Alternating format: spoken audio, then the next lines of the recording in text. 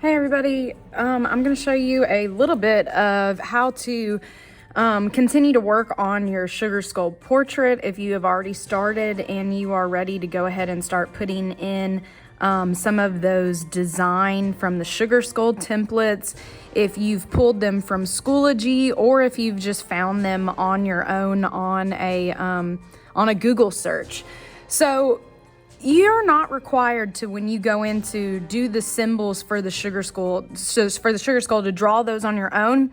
You can definitely pull from a template that already has some pre-made symbols and simply just trace them in different places depending upon where you want them to be at. But don't forget, we want them to be symmetrically balanced, so the same on the left and the right side, as close as possible. If it's off just a little bit in certain areas, I'm not going to take off points for that.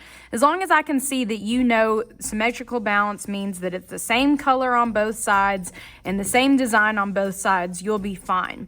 So the way that I've got this on my Adobe Draw, and this is an example of me using Adobe Draw as my program of choice, because remember, you can use Adobe Draw, or if you'd like to, you could even use Procreate. So I also have got an example that I've done on Procreate, so I can kind of show you the difference between the two depending upon what app that you're using. You might want to go onto Schoology. And inside of Schoology, there is a folder that says Sugar Skull Design Templates. And I've got 4 different ones that you can choose from.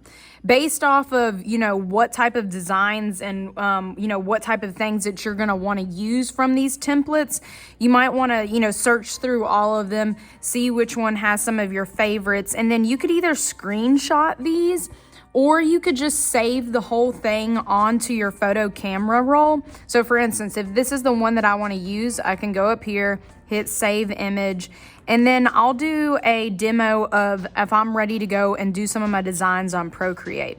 So, in Procreate, you have to go add a new layer, go over to the wrench, go to add and insert a photo, click on that photo that you want to insert, and then we can do the resize. Now, it's very hard for me to see through to my portrait when the opacity of this image is at 100%. To go and change the opacity of that layer, you have to open up the layer where the N is at, because it means it's on normal mode. And see, now I can see through to both images. So now I'm just going to go back up to selection, and now I can move this into place to where I'm wanting it to go. So I think that for one of the designs on here, I might use this little curved arch right there. That might be interesting in one area. So I think I'm gonna place it just like that.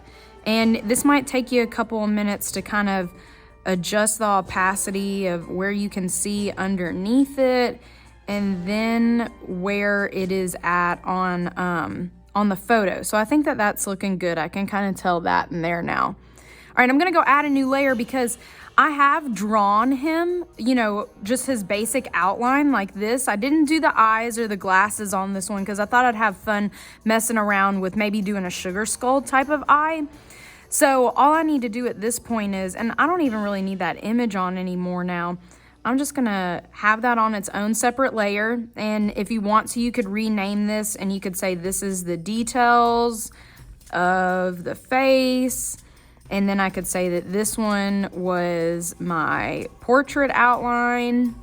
That way, if you're just needing to organize your layers a little bit better so you know what is on what. And it's better to add more layers versus keeping everything on the exact same stuff. So all I'm gonna do is I'm gonna go in here and do my outline. Gotta adjust your brush size or anything, you can also do that.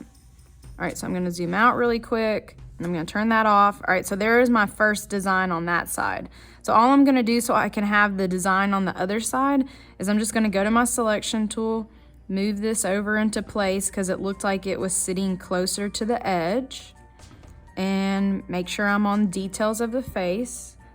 And now I'm gonna do this one.